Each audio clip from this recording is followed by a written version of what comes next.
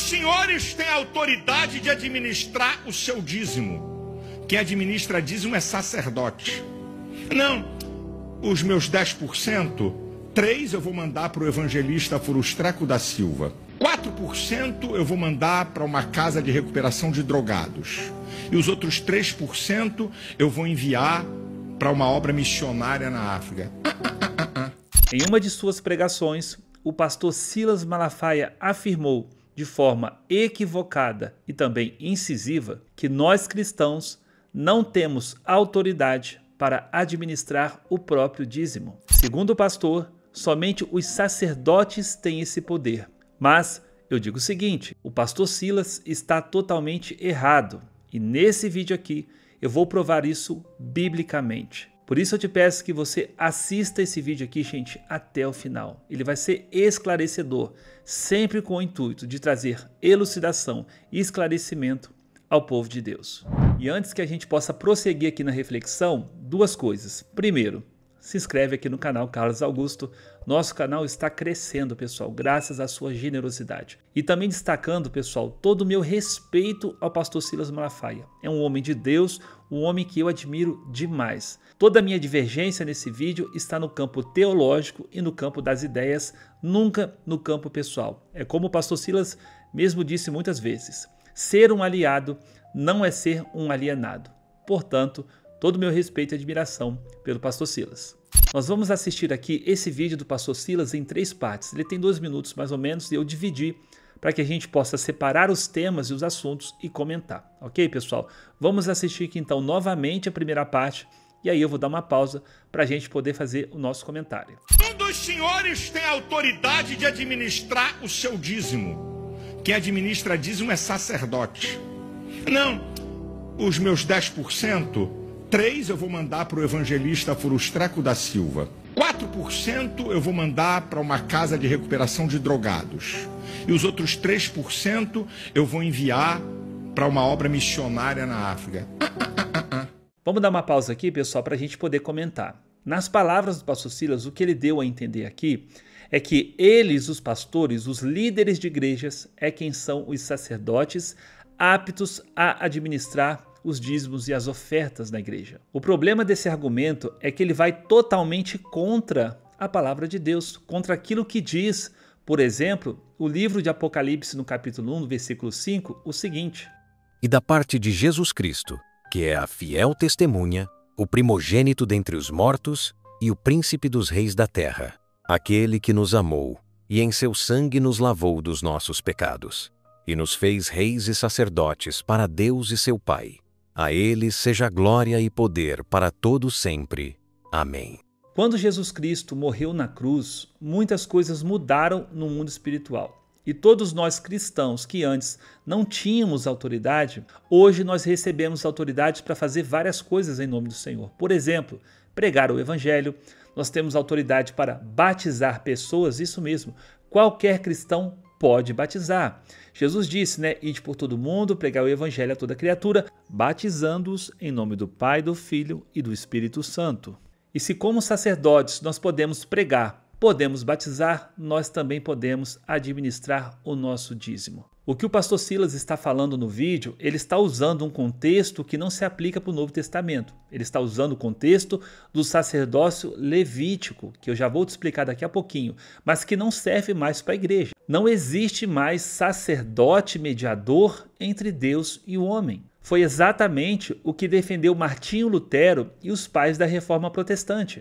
A Reforma Protestante restaurou a verdade de que só há um mediador entre Deus e o homem, como diz a carta de Paulo a Timóteo. Porque há um só Deus, e um só mediador entre Deus e os homens, Jesus Cristo homem. Na verdade, o Novo Testamento trabalha com o conceito de unção ministerial. Ele deu uns para pastores, outros para apóstolos, outros para profetas e doutores, tem diáconos, presbíteros, enfim, são ministérios da igreja, cada um no seu papel, todos sacerdotes de Deus. Outro ponto que a gente precisa entender é como era a realidade do dízimo no Antigo Testamento e como está hoje no Novo Testamento. Na Nova Aliança, o dízimo é um princípio de gratidão e de honra. Na Antiga Aliança, ele era uma obrigação. O dízimo não foi abolido, preste atenção. O dízimo não foi abolido. O que houve foi uma mudança de entendimento e de consequências na sua prática. Vamos entender. Na lei de Moisés, que é a lei de Malaquias 3:10, que eles tanto usam para justificar a imposição do dízimo, realmente, na lei de Moisés, o dízimo era uma imposição sob pena de maldição. Aquele que não entregasse o dízimo estava debaixo de maldição. E por que isso acontecia? Porque os sacerdotes da tribo de Levi viviam disso. Eles dependiam desses dízimos para viver e eram eles que administravam tudo aquilo que era entregue no templo. E não havendo entrega do dízimo, os sacerdotes não tinham como se manter, não tinham como comer, eles tinham que abandonar o templo e voltar para suas vidas. Ou seja, os sacerdotes tinham que deixar o seu ofício para cuidar da própria vida, para se alimentar, porque o povo não era fiel a Deus na lei de Moisés. Resultado, a obra de Deus ficava parada e a maldição vinha sobre Israel. Na morte de Cristo, essa maldição da imposição da lei não existe mais. Mas eu já sei que alguém vai levantar a seguinte questão. Carlos, o dízimo não tem nada a ver com a lei. O dízimo não pertence à lei. Ele vem muito antes da lei. É verdade, pois a lei veio 430 anos depois de Abraão e Abraão já era dizimista muito antes de haver lei. Só que a pergunta que ninguém levanta é essa daqui. Se não havia lei obrigando Abraão a dizimar, então por que ele dizimou?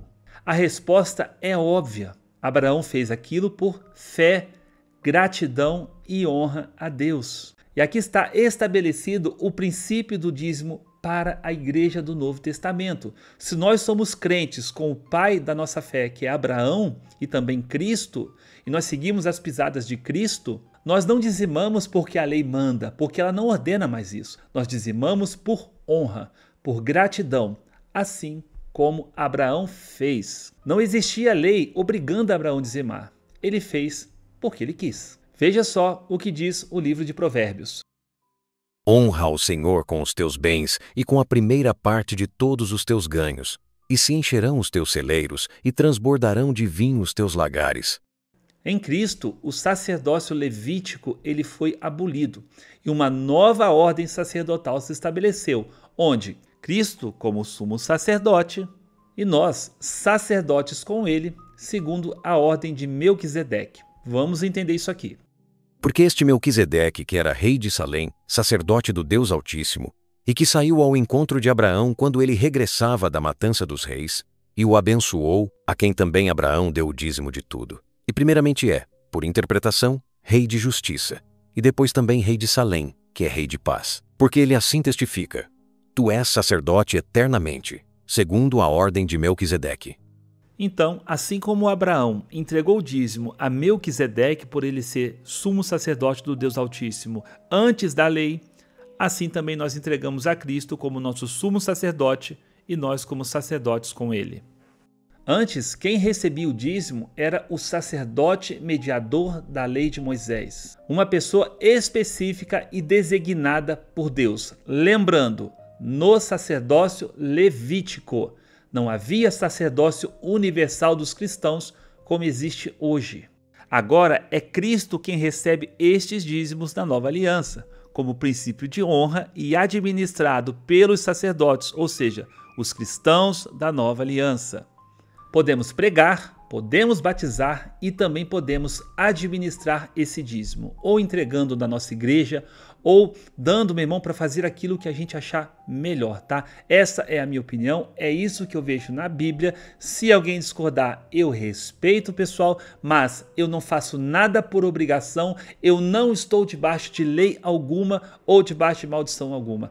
Eu estou na graça de Cristo, eu estou na nova aliança, eu sou um sacerdote de Deus e eu administro o sacerdócio sagrado do Senhor, segundo aquilo que ele colocou sobre a minha vida. O problema da religião é que ela cria regras de controle, ou seja, uma forma de controlar as pessoas através da pregação do medo e da ameaça. Isso, meus irmãos, não é bíblico. Se pastor Silas é um sacerdote, então nós também somos. Todos somos reis e sacerdotes. Vamos dar uma olhada agora no segundo vídeo do pastor Silas Malafaia e dar só uma olhada no que ele vai dizer.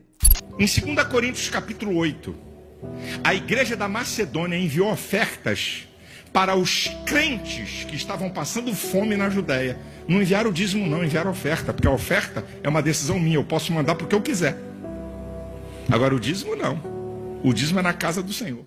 Parando aqui, pessoal, para o pastor Silas, dízimo é mais importante e mais sagrado do que a oferta. E ele usa o exemplo da igreja primitiva. Não, não é, pastor Silas. Tanto o dízimo quanto a oferta, ambos são sagrados, porque são iniciativas de culto, de honra a Deus. Então, quem administra o dízimo, que é sagrado, também administra, pastor Silas, a oferta, que é sagrada. Outra conversa absurda é essa questão de demônio, devorador, migrador, cortador.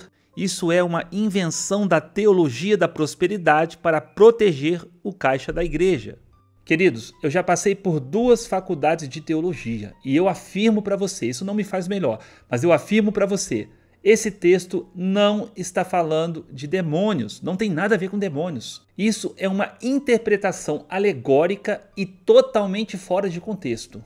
Isso é um folclore pentecostal difundido no Brasil a partir dos anos 70. Mas como que eu já ouvi essa asneira nas igrejas? Só misericórdia. Amados, não há problema nenhum em você entregar dízimo na sua igreja. Inclusive, eu acho que deve ser assim. Eu, por exemplo, entrego dízimos na igreja, na mão do pastor, no caso do gasofilácio da igreja, e ele administra. Eu não quero saber o que é feito com dinheiro. O que eu não aceito é alguém falar o seguinte: você não pode pegar o seu dízimo, por exemplo, e dar para uma pessoa que está morrendo de fome. É claro que eu posso, porque o dízimo na Bíblia era usado para matar a fome dos órfãos e das viúvas. Que história é essa que eu não posso? O que eu não aceito é a imposição do controle religioso sobre a minha vida. Por quê? Porque eu conheço a Bíblia. Eu sei que tenho autoridade sacerdotal em Cristo para fazer aquilo que eu tenho que fazer. A igreja precisa do dízimo, precisa, meus irmãos. Como é que vai pagar aluguel? Como é que vai pagar luz? Como é que vai pagar água? Como que vai manter a vida do pastor? O homem que larga tudo para cuidar das ovelhas. É justo que esse dízimo seja entregue na igreja. Então, é uma questão de fé, de honra e de consciência de cada um. Mas eu quero que você entenda nesse vídeo a sua liberdade em Cristo para tomar a decisão da forma que você bem entender. E sai fora dessa história de maldição. Olha aí o que diz o apóstolo Paulo. Cristo nos resgatou da maldição da lei, fazendo-se maldição por nós, porque está escrito: maldito todo aquele que for pendurado no madeiro. Portanto, agora, nenhuma condenação há para os que estão em Cristo Jesus, que não andam segundo a carne, mas segundo o Espírito. Meus irmãos, na nova aliança, nada é feito por obrigação ou sob ameaça de maldição. Aí nesse texto, andar segundo a carne é andar segundo a maldição e os cumprimentos da antiga lei. Então toda vez que você anda tentando cumprir uma regra, acreditando que se você não cumprir aquela regra, a maldição vai vir sobre você, você não está vivendo na graça, você está vivendo debaixo da lei. E se você está debaixo do chicote da lei, você está debaixo de maldição. Andar na graça é confiar na cruz de Cristo e fazer tudo por amor e por honra. Quando o pastor Silas diz que nós não podemos administrar o dízimo, ele está errando. Isso é erro de interpretação bíblica. E quem te ameaça com maldição por causa disso está te manipulando, ou por ignorância, ou por maldade. Vejamos agora a última parte do vídeo do pastor Silas, para a gente poder concluir aqui esse vídeo. Porque tem crente e tem uma. Eu tenho porque eu sei, porque eu já conversei. Crentes milionários que acham, porque administram seus negócios, têm autoridade de administrar o dízimo, porque é muito dinheiro para esse pastor administrar. Então, se ele acha que é muito dinheiro para aquele pastor administrar, se muda e vai para uma outra igreja onde tem um pastor competente para administrar o dízimo dele. Eu já disse isso para um que veio com essa lorota nos meus ouvidos. Só que, meu filho, eu dou na canela. Nessa parte aqui, ele diz o seguinte: olha, se você não confia no pastor da sua igreja, então procure uma igreja onde tem um pastor que você confia. Para quê? Para que você dê o seu dinheiro na mão do pastor. Repito, não há nada de errado nisso, ok, pessoal? Eu acho até justo. O meu incômodo está no excesso de controle, na ênfase controladora das palavras do pastor Silas. Olha, se você não quer entregar na mão desse, então entregue na mão de outro, mas você não pode administrá-lo. E eu já provei aqui nesse vídeo, pastor, que isso não é verdade, porque todos nós somos sacerdotes. E isso levanta mais uma questão sobre a igreja primitiva e o dízimo que o senhor falou ainda há pouco, porque preste atenção, Se as ofertas em Coríntios foram enviadas para outras igrejas e nenhuma das cartas de Paulo fala sobre cristãos entregando dízimos para os apóstolos, onde então estes cristãos, judeus e gentios, entregavam os dízimos, já que não estavam mais debaixo da antiga aliança e nem dos costumes do culto judaico? Ou seja, se aqueles cristãos, tanto judeus quanto gentios, já não estavam mais debaixo das obrigatoriedades da lei, para quem eles entregavam esse dízimo? Eles pegavam o dízimo e entregavam para Caifás? Para Anás? Eles iam no templo entregar o dízimo? Ou seja, mesmo vivendo na nova aliança, eles ainda guardavam os preceitos da lei? E por que Paulo não falou sobre os dízimos nas cartas que escreveu para a igreja? Sobre isso, irmãos, eu quero saber a sua opinião. Deixa aqui nos comentários, porque é um tema bem interessante para a gente poder debater aqui. Irmãos, e uma última questão ainda fica. Eu tenho certeza que alguém vai perguntar o seguinte: Carlos, se você disse então que os pastores que nós temos hoje, líderes, não são sacerdotes mediadores entre nós e Deus, realmente não são, qual é a posição desses líderes hoje? Porque sacerdote todos nós somos. Eles são o que então? Eles são aquilo que Paulo diz que eles são. Olha aí, que os homens nos considerem como ministros de Cristo, não sacerdotes mediadores, e mordomos dos mistérios de Deus. Todo aquele, toda aquela que é ordenado pelo Senhor hoje através de um ministério na igreja, pelos dons espirituais do Espírito Santo, são ministros, despenseiros da multiforme graça de Deus. Não são donos da igreja não pertence ao pastor. Paulo diz que o pastor é que pertence à igreja. Tudo é vosso, seja Paulo, seja Apolo, seja Pedro, tudo é vosso, voz de Cristo e Cristo de Deus. O que podemos tirar de tudo isso? Que sim, nós devemos dizimar ao Senhor, ser fiel a Deus em dízimos, ofertas, não só nisso, mas com toda a nossa vida, porque tudo que temos e tudo que somos pertence ao Senhor. E se você, meu irmão, gostou aqui desse vídeo, eu peço que você curta esse vídeo e compartilhe com mais pessoas. Isso aqui é uma divergência respeitosa com o pastor Silas, mas eu creio que faz a gente pensar e nos leva ao amadurecimento da nossa fé. Muito obrigado pela sua audiência, que Deus te abençoe e até o nosso próximo vídeo. Valeu!